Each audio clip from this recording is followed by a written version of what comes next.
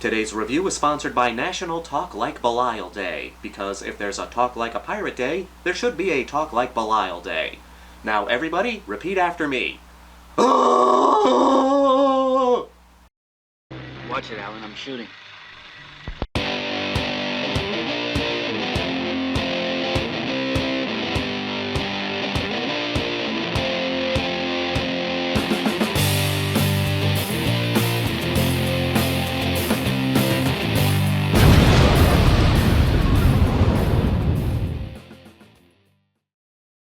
The Abominable Dr. Phibes.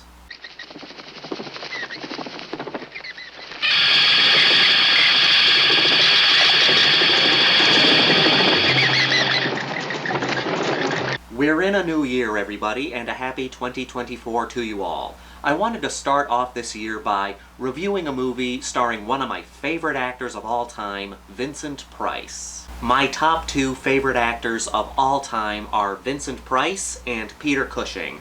I love these guys. They are legends of the horror genre. The reason that I love these guys so much is because no matter what movie they were in, whether it be highbrow, classy horror, or something lower budget and sleazy, they always gave 110%, no matter what movie they were in. Focusing on Vincent Price, one of his most interesting roles was in The Abominable Dr. Phibes. Soon we shall hold our two precious hearts in single time.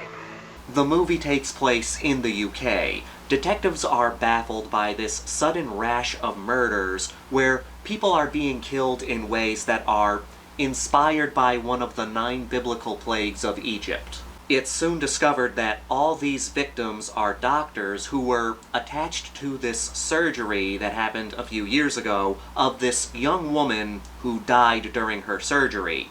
And it seems that her husband, Dr. Anton Phibes, has come back to get revenge. The thing is, Phibes is supposed to be dead.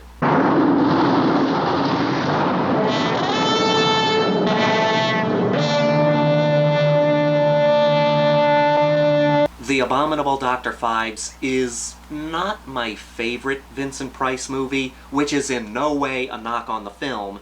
This is a great movie. Vincent Price has made so many good films, and this is just another movie in a long list of good movies. It would still make my top 5 favorite Vincent Price movies. This is a British horror comedy. There are plenty of examples of that dry, fun, quirky British humor. There's a good balance of creepy horror moments and fun comedic moments. One of my favorite comedic scenes is when this one guy gets impaled by a unicorn statue.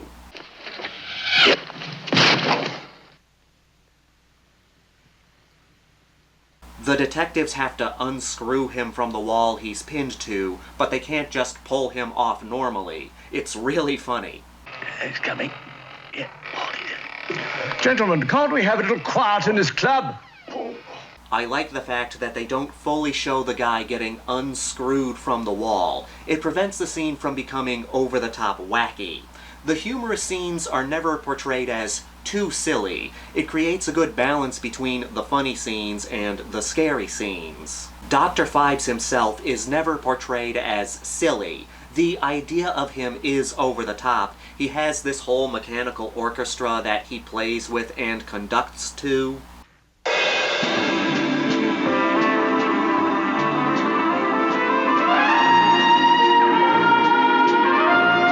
But Vincent Price performs the role with dignity and this intensity that prevents Dr. Phibes from coming across as goofy. That's what makes this such a good horror comedy. In this category, you have movies that lean more to the comedic side of things, and movies that lean more towards the horror side of things. I think Dr. Phibes leans more towards the horror side.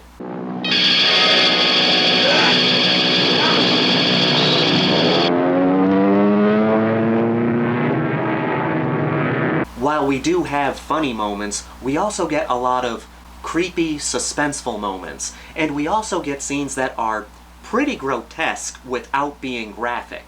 This was a PG horror movie upgraded to PG-13 when that rating was created in 1984.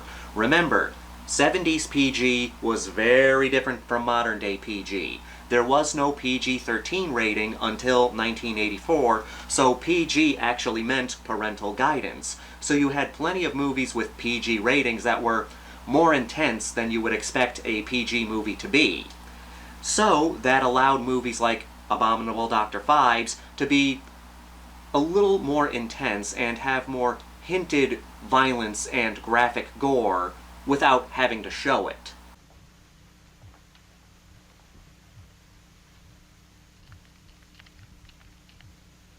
This is such a good performance by Price. Dr. Phibes cannot speak due to his accident, but he's figured out a way to talk by connecting his vocal cords to a record player or something. It doesn't go into too much detail on how he's able to do this. But anyway, so Vincent Price did not have any lines on set. All his dialogue was dubbed over later, but he still learned all his lines for this movie. Price had a habit of not only learning his lines in the movie, but learning all the lines of all the other characters. Love that guy. Your wife, no, Phibes. But you I will kill. But you can't, Doctor. I am already dead. I do think that sometimes acting without words, having to rely on face acting to portray certain emotions, can be more difficult than acting with words. Vincent Price does such a good job at matching his face with his dubbing.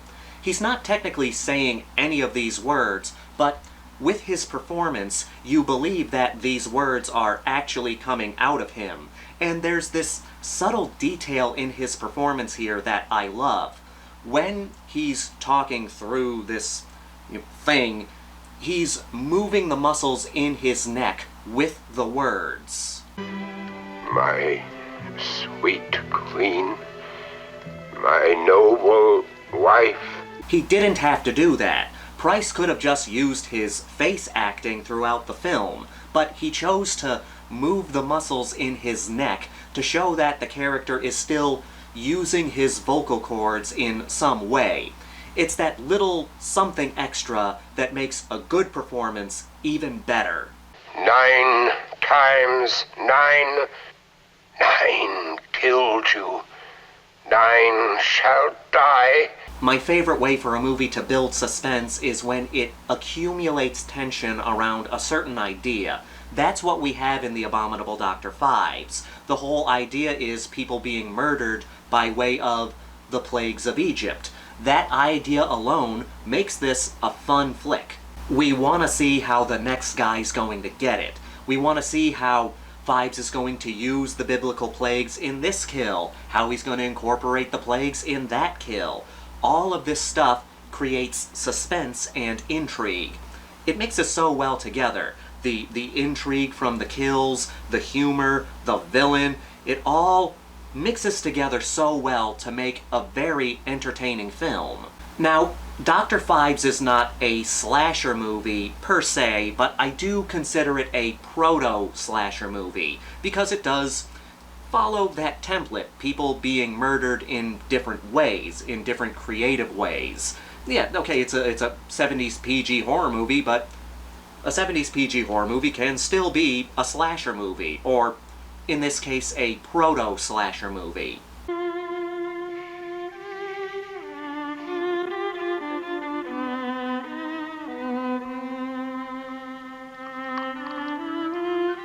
We have to talk about this movie's influence on the horror genre. Now, many other YouTubers have talked about this, so I'm not going to pretend that I'm the first person to ever bring this up, but we do have to talk about it. It's part of this movie's legacy. And just a heads up, from here on out there might be some spoilers for The Abominable Dr. Phibes, so that's a spoiler alert, so just keep that in mind. If you have not seen The Abominable Dr. Phibes, I would recommend pausing this video and going to check it out, but yeah, just so we're on the safe side here, there could be some spoilers for the rest of this video. The Abominable Dr. Phibes went on to influence plenty of movies. Seven, for example. What's that movie about? A guy killing people using the 7 deadly sins. What's Phibes about? A guy killing people using the biblical plagues of Egypt. Both movies involve a killer using a specific idea, or in this case a biblical religious idea, for their murders. And both movies create intrigue with the method that the killer uses to kill people. How are they going to use that in their next murder? Cause of boils, of bats. Frogs? Frogs, yes. And because of blood. I see, sir, yes. But the main franchise that Phibes has influenced is Saw. Saw is all about putting people in traps, putting people in these contraptions, and these contraptions are made so that the killer doesn't necessarily have to be there for the kill. I know people say, well, Jigsaw doesn't technically kill people, but tomato, tomato. He's the one putting people in these death traps. So yes, he creates these contraptions that will result in people dying in a very painful way. You can see the direct connection from Phibes to Jigsaw. There's one scene where Phibes puts a frog mask on a guy's head, and then it starts to slowly tighten around his face until it eventually kills him. Saw has plenty of traps and death machines that are put on people's heads.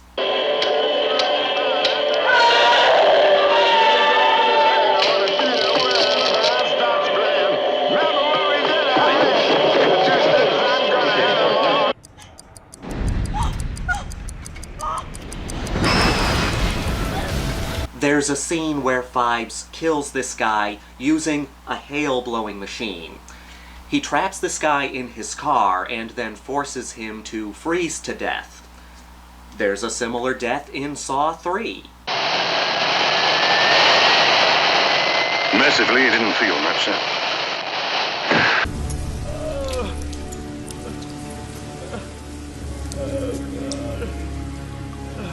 And then there's the big one, the death of the firstborn child. The main doctor, Phibes, is forced to try and save his son. Now, his son has been strapped down to a surgical table. He has a collar around his neck that's been locked into place, and the key has been placed near his heart. So Phibes has to try to surgically remove the key from his son's chest.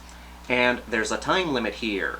He has 6 minutes to do this, or acid will fall from the ceiling onto his son's face. You will see from it that a tiny key has been lodged close to his heart. It will unlock the halter around your son's neck. A time limit to prevent death, having to remove a key from somebody's body in order to save someone or save yourself. You have that scene from the first Saw where Amanda has to cut into that guy in order to get the key to remove the reverse bear trap from her face. And then you have that scene from the second Saw where the guy has that mask and he has to try and cut the key out from behind his eye. There is a clear line from Phibes to Saw. My wife existed only 6 minutes on the operating table, and then she was dead. You murdered her. No. Murdered her. And that's The Abominable Dr. Phibes. A fun horror movie with plenty of entertaining moments. It's suspenseful, it's intriguing, and it has a great villain performance by Vincent Price. If you're a fan of the Saw movies, I think you'll get a kick out of Phibes. It won't be as graphic, but it is very entertaining. And with that, let's get to the Grindhouse rankings. We've got a body count of 8. It could be higher, but one kill happens before the movie, which we never see, and Phibes comes back in the sequel, so I'm not counting him. The kills consist of, but are not limited to, death by bats, death by rats, death by hail, and death by locusts. This could be considered a Proto-Slasher movie, so what the hell. It reaches the slasher requirements with a good body count, a good killer, and a variety of different kills. The movie shows how effective PG-13 or 70s PG horror can be through the suggested brutality of the kills. Vincent Price is great as always. He gives a good performance without technically speaking. The method of kills and the different ways they are executed is fun. It leaves you wondering how the next victim's gonna get it. There's a good mix of humor. The movie is funny while never forgetting it's a horror film. There's still plenty of suspense. And it's fun to see this flick's influence on the horror genre. I'm giving this a 4.8 out of 5. It's just a fun horror movie with a great performance by one of my favorite actors. As always, I want to thank all of you for continuing to watch and support this channel. Please leave a comment down below. Let me know your favorite Vincent Price movies, and let me know if you'd like me to talk about some Peter Cushing movies in the future. This is the Maniac, here to remind you that the grindhouse will never die.